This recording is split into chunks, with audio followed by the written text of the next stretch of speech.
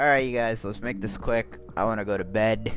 Thought maybe I'd use some podcast audio. But semifinals, Roland Garros, had to talk about it. Especially with a match as tantalizing as the Djokovic Sinner in the second semifinal of the day tomorrow. I guess rather today now. But yeah, I mean, the short and sweet of it. I do not feel any different right now that I did when I was making my preview. And by the way, shout out to the four guys. I mean, I don't want to give myself too much of a pat on the back for getting all four semifinalists right, because I got, a shit ton of other stuff wrong in this draw before then. And also, it seemed to be kind of clear cut. You had, your three best players in the game on clay this year, and Alcaraz, Sinner, even though it was just the one event, he was right back to where he was pre-suspension. And then Musetti, only built on, the wonderful work he's been doing since last year's French Open. And then Novak, Djokovic, every passing year there seems to be more and more uncertainty with, how porous his clay court seasons have been. Only more so, it feels like, with every passing year of the 2020s. But then, regardless, he always just seems to roll up to Roland Garros, figure it out as the tournament goes, and come week 2, find a way to look formidable. And yeah, coming into this event, seeing the draw, there was no threat I saw to him, not making the quarterfinals. And while, even after losing the first set, I didn't believe for a second, whether it was before the tournament or yesterday during their match, not for a second did I believe Zverev was winning that match, but, I thought certainly, as Sasha has done, pretty much as a lock before this season, staying competitive, really, really battling and pushing those tier 1 guys, giving himself chances, honestly, to win, but always, not being able to get over the hump. Well, he's kind of lost that this year in the 2 matches against Sinner, Djokovic. It wasn't an issue of finish line nerves. More so, actually, it was the battling part of it that sort of out of the ordinary was missing here in both those matches, the 2 most important matches of his year. I'm not here to talk about him. It's just worth noting that, I definitely did think that he could put a dent in Novak's fuel tank, and that's really where Djokovic's tournament began, and by all accounts, he passed with flying colors. He played fantastic, refused to, get involved in the battle of attrition Zverev was trying to make it, deployed his variety in all sorts of great ways, exploiting the Zverev weakness at net, ultimately, coming out completely unscathed, basically, and by the middle of that match, also catching, a real free-flowing rhythm. All ideal heading into the semifinal. He comes in probably full fuel tank, and if you remember in the preview, I sort of had to talk myself out of Djokovic making the final. To me, I didn't know if, he could go from what he had been in the clay sample, even including Geneva, to form that, was good enough to beat Sinner. And I do think now I saw enough on Wednesday night to say that I think he's going to beat one of them, and that is Jannik Sinner. Of course, Sinner, winner of 4 of the last 5 in this matchup, doesn't really have the questions to, try and counter like he does in the Alcaraz matchup at the moment. And by all accounts for Jannik, he has continued a dominant trouncing of basically all of the mere mortals placed in front of him. He has dished out bagels to Richard Gasquet in his last match, who honestly can feel a lot better about that result after the next couple matches following that. Lehechka took 11 games on the trot before scoring his first. Rublev dismissed. Bublik, surprise quarterfinalist, played the match of his life against Jack Draper, and he honestly did have our attention for a set. honestly had his teeth in the second set. Sinner looked a little bit weary there. I think just a result of chasing down all the drop shots and, with Bublik on the other side of the net, there was going to be no shortage of that.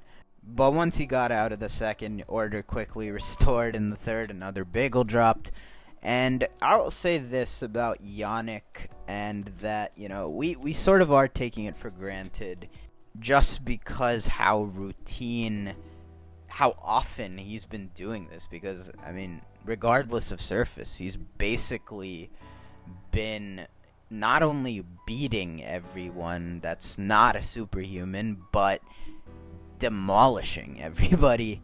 And it's just what we've come to expect. And, the fact that he's been off for 3 months without playing professional tennis and just picked up right where he left off, it just goes to show, how formidable a package he has made himself, where for basically 99% of guys, there's no weakness for them. And if there is, there's no way for them to exploit it. And that's kind of just what happens when a guy is like a programmed algorithm that averages like an 80 mile per hour regulation ground stroke that almost never drops short. And especially with the direction today's game is going in, you see so many more power baseliner archetypes. And he's the ultimate of that, There's just no beating him trying to play him that way. And Lehechka, Rublev, it was on full display.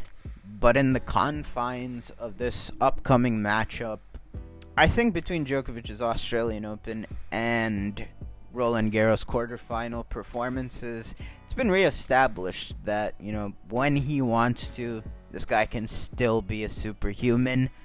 Again, off historical precedent, this guy's longevity at this event is honestly beyond even his pet slam at the Australian Open.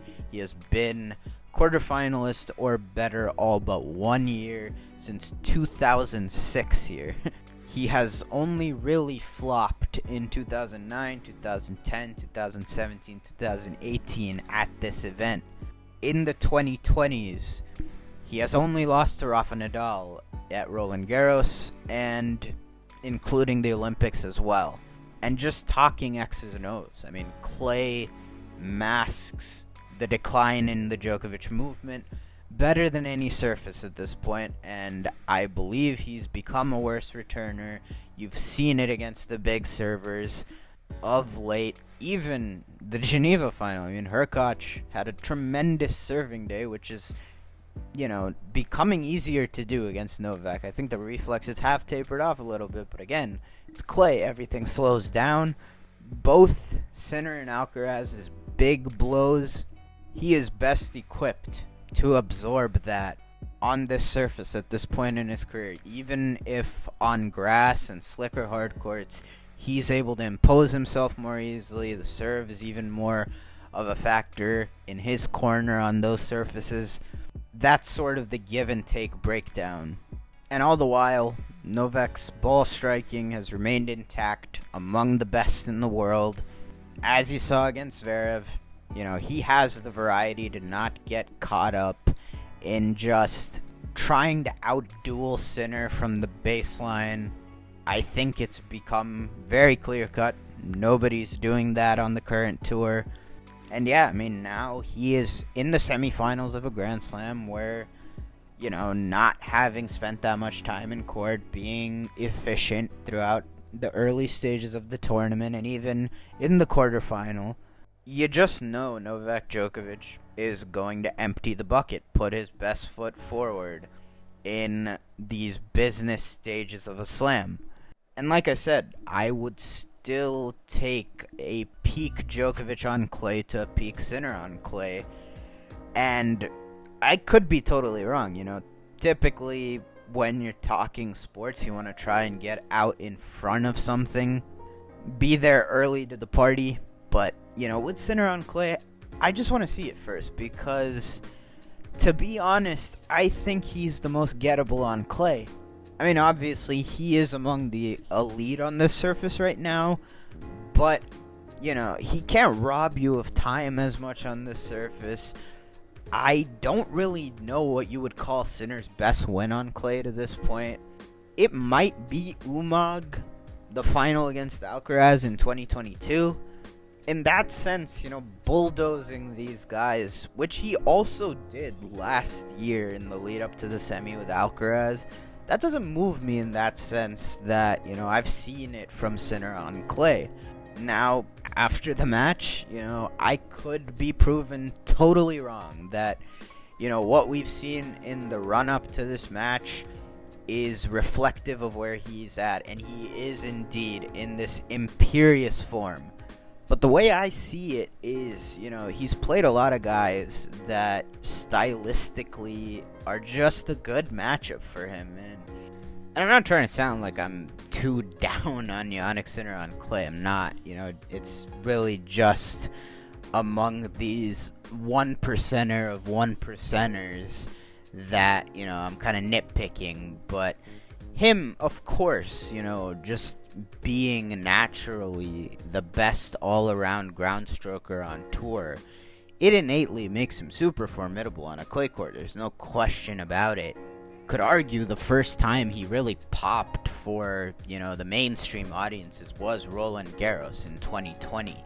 It's just been a case of, for whatever reason, he hasn't really had the big wins on clay yet.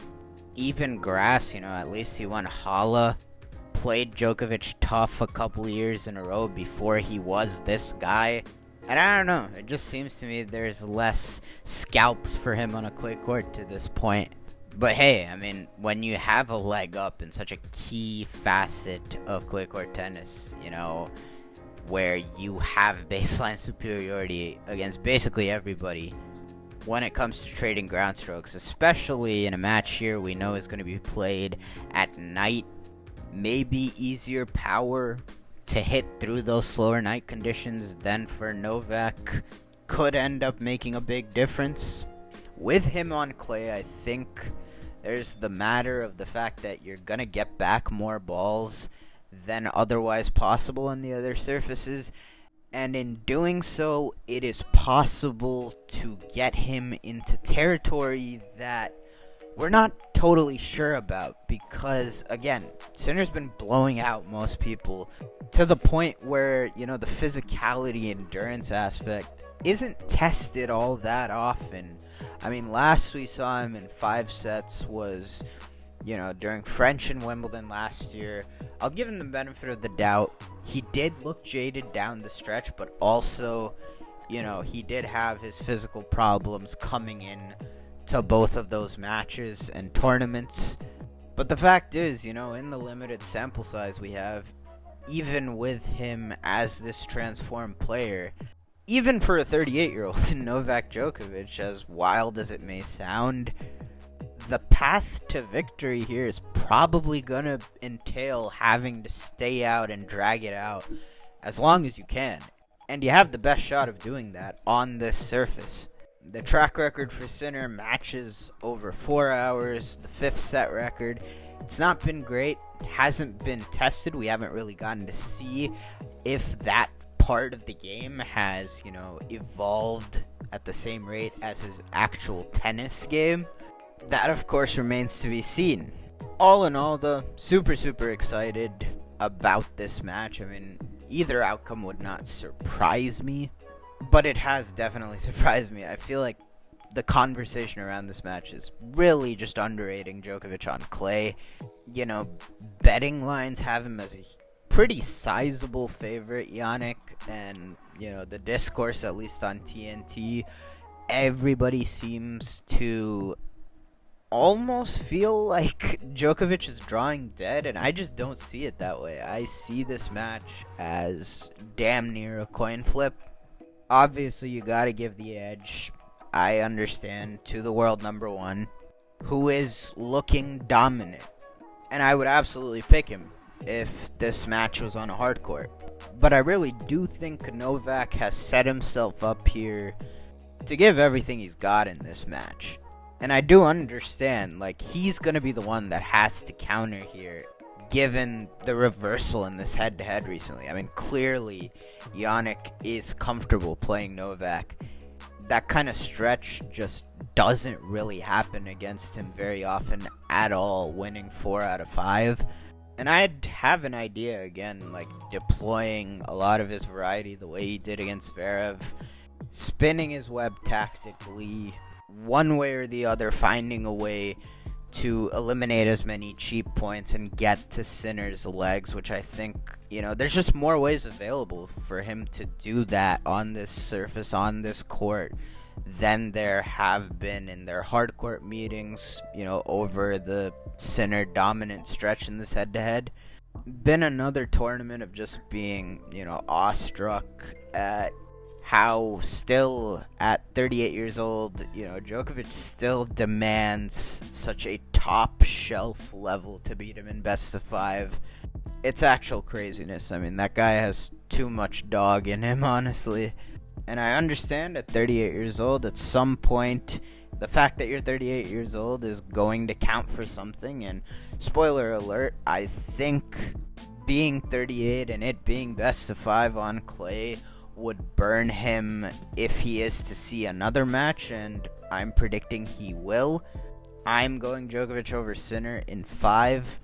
One way or the other, that second semifinal tomorrow creates, a whole lot of intrigue, because we're almost guaranteed a captivating match at the very least with the names involved in that semifinal, and regardless of who the winner is, we're guaranteed a captivating Roland Garros final as well, unless Lorenzo Musetti just throws us completely off course, which, let's be frank, I mean, no one anticipates happening. If you want my take on that semifinal, I mean, real quick, again, nothing has changed from my preview. I think Alcaraz has actually looked great, even with those 3 sets dropped round 2 to round 4. Second round and third round was, some trademark, just Carlos losing focus for a patch, but he was never in any real danger. Fourth round, Ben Shelton played tremendously well. I think his best he's ever played on clay to this point. And for the most part, I thought, Ben earned what he got on the scoreboard, and he could have had, even more if Carlos wasn't absurdly clutch and up to the task to match him. I'm glad that match went as it did. He comes in battle tested now, and then you saw the apex again against Tommy Paul, who, even though he never had the legs, to compete in that match, still, that was probably one of Alcaraz's cleanest ever performances to this point. I think he's peaking at the right time. Again, ultimately, it's going to be a big, power discrepancy between the two that I think just puts Musetti at an innate disadvantage in this matchup. A lot of the weaponizing of his defense that he does, that we've seen in this tournament, he's got Runa to miss a couple overheads, throwing up multiple lobs, sort of probe his way to success, whether it's testing his opponent's patience or, just deploying a pretty nifty array of shots at his disposal as well, and a bunch of variety to, set him up for kill shots. That's not going to happen against Alcaraz. There's no weaponizing defense against Alcaraz. Once you get behind in a point, it's really hard to, get back on the front foot or elicit a lot of errors out of him. And of course, for all the variety Musetti has, Alcaraz has it as well in spades. I think it would take a generational Alcaraz stinker where he's just spraying all over to lose that match. He, to me, is in better form than he was in the 2 matches in which he played Lore this clay court season. I've seen nothing to sway my prediction one way or the other. I could see Musetti getting a set, but I'll stick with what I said in my draw previews. Take Alcaraz in straights. But yeah, let's get ready. Lock in. Should be a hell of a final weekend of tennis at Roland Garros this year. We've got the names. They're in form. May the best man win.